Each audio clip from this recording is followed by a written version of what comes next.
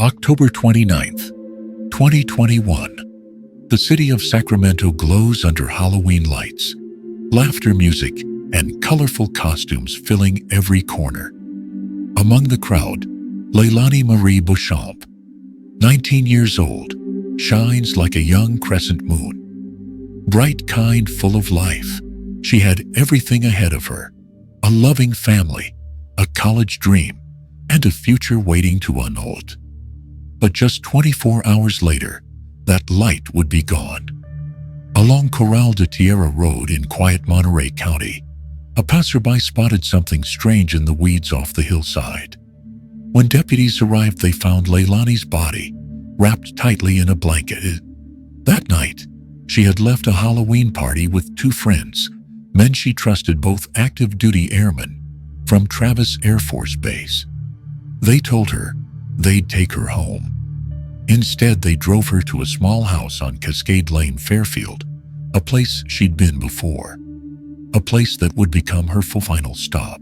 Why would a cheerful, trusting young woman end up the victim of such cold-blooded violence? Who pulled the trigger? And why that Halloween night? No one knew that behind the playful masks and laughter, there was a real monster hiding in plain sight. And when the lights went out, secrets began to crawl from the shadows. This is the story of Leilani Bochamp, of love betrayal and the devastating cost of jealousy. It was the night of October 29th, 2021, in Sacramento, California. The air was charged with Halloween excitement, masks everywhere, flashing lights, bass-heavy music pulsing through the autumn chill. Leilani Bochamp, a 19-year-old college student from Carmel Valley, was radiant that night. After a busy week of classes, she just wanted to have fun with friends. To her, life was simple family laughter and a deep belief that people were good at heart. She could never have imagined that same belief would lead her to a small house on Cascade Lane in Fairfield, about 45 minutes away, and that she would never come back. Around 2 o'clock in the morning, Leilani left the party with two airmen from Travis Air Force Base, Juan Parra Peralta, 20 years old, and Damian Ponders. They were familiar faces, people she trusted. She had been to their place before, so nothing about that ride felt wrong. They said they were heading home, and Leilani went along. That was the last time anyone saw her alive. The next morning, October 30th, her phone went silent. No texts, no calls. For Leilani, who messaged her mom and siblings every day, that was deeply out of character. Maybe she's sleeping in her mother, Violet Bochamp thought. But by afternoon, that key thought became unbearable. The intuition of a mother rarely lies. Something was wrong. By 6 p.m., the family filed a missing persons report with the Fairfield Police Department. Friends in Sacramento confirmed she had left the Halloween party with two airmen. No one knew where she went after that. That night, detectives began the search. They pulled traffic camera footage, traced phone pings, checked local surveillance. Every lead pointed to Cascade Lane, the house rented by airmen from Travis Air Force Base. After that, the trail went cold. It was as if Leilani had vanished into thin air. On October 31st, while her family waited desperately for news, a call came in to the Monterey County Sheriff's Office, more than 100 miles south of Fairfield. A passerby on Corral de Tierra Road had spotted something unusual off the side of a rural hill. Deputies arrived and found a woman's body wrapped in a blanket, hidden among tall grass. Identification took hours. But when information reached Fairfield, the world collapsed for the Bochamp family. The body belonged to Leilani. The missing person case had turned into a homicide stretching across 3 counties: Sacramento, Solano, and Monterey. The Fairfield Police Department, Monterey County Sheriff's Office, and OSI investigators from Travis Air Force Base joined forces. A large-scale investigation began tracking phone data, vehicle movements, and witness statements. That evening, Halloween night, While children in costumes filled the streets asking for candy, Violet Beauchamp sat alone in the dark holding her phone, waiting for a message that would never come. They said they found her, she later recalled softly, but she's not coming home. Back in Fairfield, yellow police tape surrounded the quiet house on Cascade Lane. Flashing lights reflected on its windows. What had once been just a rented home for young servicemen was now the heart of one of Northern California's most haunting murder case. And for investigators, only one question remained. What really happened after she walked through that door? As they began to dig deeper, the truth started to surface, bloody, deliberate, and far beyond anyone's imagination. The small house on Cascade Lane in Fairfield sat quietly in a suburban neighborhood, the kind of place where nothing bad ever seemed to happen. But on the night of October 30th, 2021, something unspeakable took place inside those walls. When investigators from the Fairfield Police Department and OSI agents from Travis Air Force Base arrived with a search warrant, the air was thick with the sharp smell of cleaning chemicals. To any seasoned detective, that scent meant one thing: a cover-up. Under the dim lights, they found faint blood traces on the carpet, streaks, wiped but not gone, and evidence of a hurried cleanup. Forensics later confirmed it. The blood belonged to Leilani Bochamp. The house was rented by Juan Parra Peralta, a 20-year-old airman working in cargo logistics at Travis Air Force Base. His roommate Damian Ponders told investigators that Leilani had been there before. She was friendly, cheerful. She trusted Juan. But that night, Damian wasn't home. And by the time he returned, the house was heavy with something darker than silence. Then detectives uncovered another name: Jessica Quintanilla, 21 years old, Juan's on and off girlfriend from Pittsburgh, California. She was known for her fiery temper and deep attachment to Juan. In her phone, investigators found angry messages sent to him days earlier. "Do you think I'm stupid? You really think I don't know who she is?" And then came Marco Quintanilla, Jessica's 27-year-old brother, a man already on parole for attempted murder, wearing an ankle monitor as part of his release. When detectives pulled the GPS data, the story took a chilling turn. The digital record showed Marco's location in Fairfield early on October 30th, the same morning Leilani was last seen alive. Within 24 hours, his signal moved south, stopping near Corral de Tierra Road in Monterey County, exactly where Leilani's body was later found. It was as if his ankle monitor had drawn a map of the crime across California. Piece by piece, investigators began to connect the trio: Juan, Jessica, and Marco. 3 lives tangled by jealousy, pride, and fear.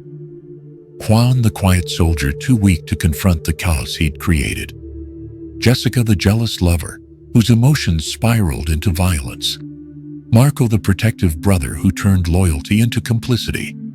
Detectives also found surveillance footage from a Home Depot in Fairfield. The morning after the murder, Juan and Jessica were seen buying a blue tarp, the same kind later recovered near the crime scene. Under mounting pressure, Juan's story began to crack. At first he claimed Leilani had left the house early. Then he said he couldn't remember.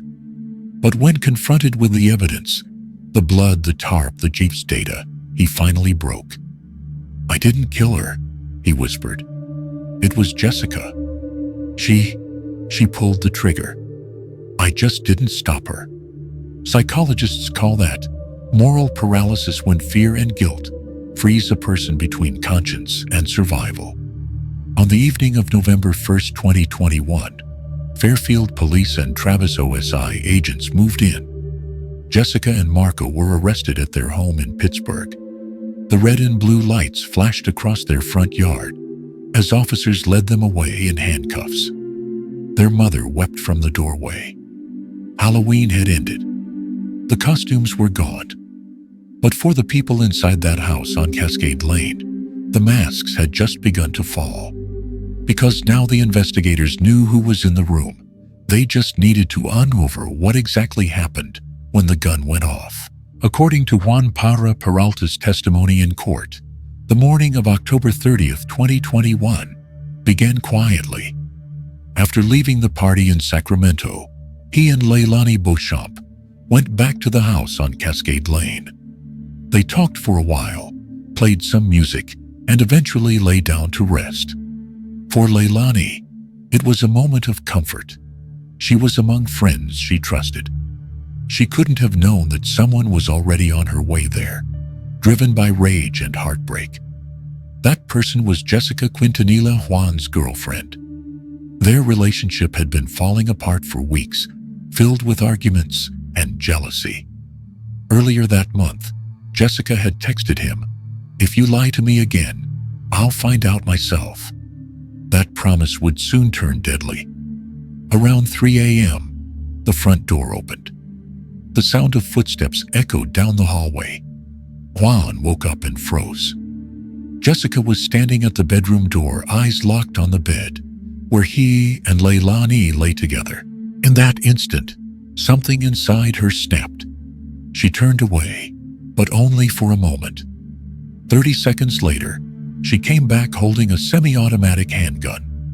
She didn't scream, Juan recalled on the stand. She just said, "You took him from me." And then she pulled the trigger. The shot tore through the silence, a single deafening crack.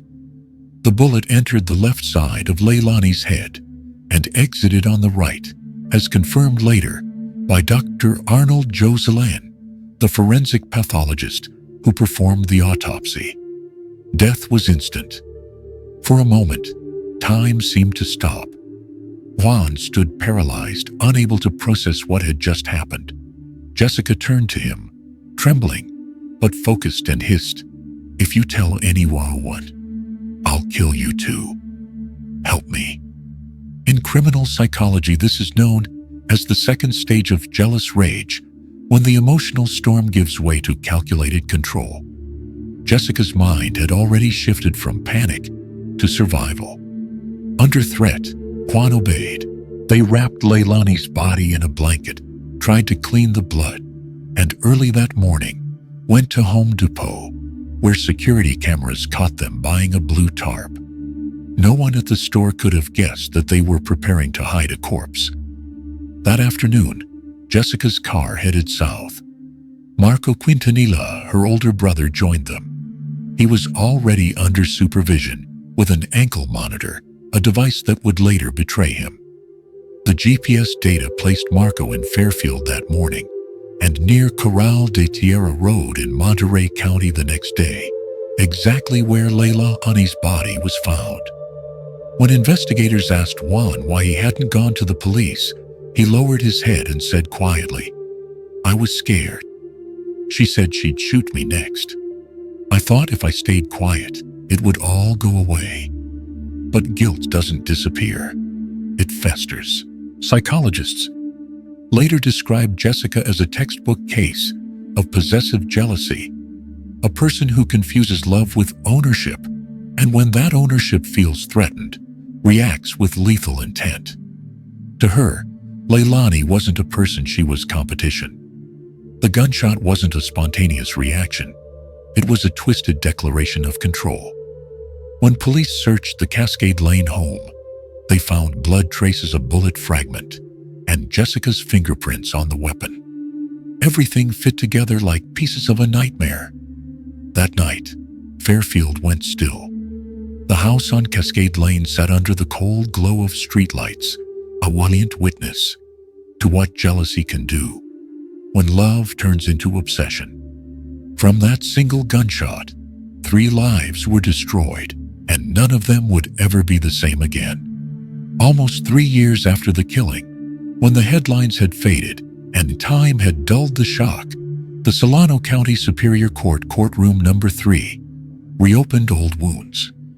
It was October 2024. Jessica Quintanilla, now 24 years old, walked into the courtroom wearing an orange prison jumpsuit, her face expressionless, eyes cold.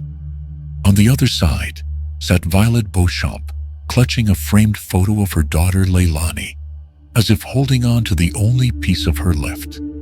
Beside Jessica stood her brother Marco, the man who had once sworn to protect her, now also facing his own punishment. Judge William Pendergast presided. Prosecutor Ilana Shapiro, a sharp veteran known for her work in passion crime cases, began her statement with calm precision. This was not an accident. It was a choice, a deliberate, calculated act, and a web of lies to hide it. Shapiro walked the jury through the entire timeline: the Halloween party, the house on Cascade Lane, and the 100-mile drive to Monterey County. She called it a map of guilt. The prosecution presented the mountain of evidence: blood and DNA matching Leilani's found in Juan's bedroom, Home Depot footage showing Jessica and Juan buying a blue tarp the morning after the murder, GPS tracking data from Marco's ankle monitor, placing him near the murder site, the forensic report from Dr. Arnold Jocelyn, confirming the close-range gunshot wound execution style. Then came the star witness, Juan Parra Peralta. Once Jessica's lover, now the key witness for the prosecution, he testified in exchange for immunity from prosecution. His voice shook as he recounted the moment of the gunshot. She stood about 6 feet away. She didn't cry. She just looked at Leilani, said, "You took him from me," and pulled the trigger. The courtroom fell silent. The only sounds were the scratching of pens and the quiet sobs from the victim's family. Jessica's defense attorney, William Allen Welch, tried to humanize her. He argued that Jessica was a young mother emotionally manipulated and pushed past her breaking point, invoking the heat of passion defense. He tried to redirect blame toward Juan, suggesting he was the real manipulator and possibly the one who owned the gun. "This is not the act of a monster," Welch said, "but the tragedy of a woman whose heart was shattered." But prosecutor Shapiro countered sharply. She had 30 seconds to walk away, and she chose to kill. For 5 long weeks, the courtroom watched Jessica closely. She rarely cried. She showed little emotion, even as autopsy photos were displayed. Her lack of remorse chilled the jury. Local media began calling her the woman with stone eyes. On November 13, 2024, after 2 days of deliberation, the jury returned. The clerk read the verdict aloud. "We, the jury, find the defendant, Jessica Quintanilla, guilty of first-degree murder with the use of a firearm." The room went silent. Violet Bochamp wept quietly, her son holding her shoulders. Jessica didn't flinch. 2 days later, November 15th, 2024, Judge Pendergast handed down the sentence: 25 years to life in the California Department of Corrections. Marco Quintanilla later pled guilty to accessory to murder and obstruction of justice, receiving 4 years in state prison, nearly the same time he had already served awaiting trial. Juan Parra Peralta, though never charged, was dishonorably discharged from the Air Force. He left Travis Air Force Base in silence, carrying a punishment that no sentence could measure the weight of survival. When the judge's gavel struck, the room seemed frozen in time. 1 life ended, 2 went to prison, and 1 would live forever haunted. Justice had spoken. But for those left behind, the true sentence had only just begun. The verdict was final, but for Violet Bochamp, the pain would never end. Outside the courthouse, she sat on a stone bench, clutching her daughter's photo. The breeze from the San Francisco Bay carried the faint smell of salt and autumn leaves. She looked at the sky and whispered she wanted to make films about happiness. I never thought her own story would end as a tragedy. Inside, Jessica Quintanilla was led away in handcuffs. For a brief moment, her eyes met Violet's. No words, no apology, just emptiness. Some said Jessica shed a tear that day. Others swore she didn't. Either way, remorse came far too late. Her brother Marco followed, silent and pale. He had confessed his part, helping to cover up a murder, but confession doesn't erase guilt. He would serve his time, but the sound of that gunshot would echo in his mind long after the bars closed behind him. And Juan Parra Peralta, the only one who walked free, was no longer the same man. Discharged from Travis Air Force Base, stripped of his rank and reputation, he disappeared from the public eye. The weight of what he witnessed and what he failed to stop would follow him forever. As for Leilani, the girl who believed in kindness, in second chances in people's goodness, her story became a haunting reminder of how fragile trust can be. She was only 19. She dreamed of love, laughter, and the simple joy of being alive. But one moment of jealousy took all of that away. Because love, when twisted into possession, stops being love, it becomes destruction. In over 50 years of studying crime and human nature, I've seen people kill for greed, revenge, even pride. But this was different. This was a murder, born from something we all understand too well, jealousy. They sentenced her to 25 years, Violet said softly, but our pain, that's forever. So remember, Leilani Bochamp. Remember her smile, her dreams, and the price she paid for someone else's obsession. If you've ever thought love means control, think again. Love sets you free. Possession kills. Share her story. So maybe, just maybe, no one else will have to die for love again.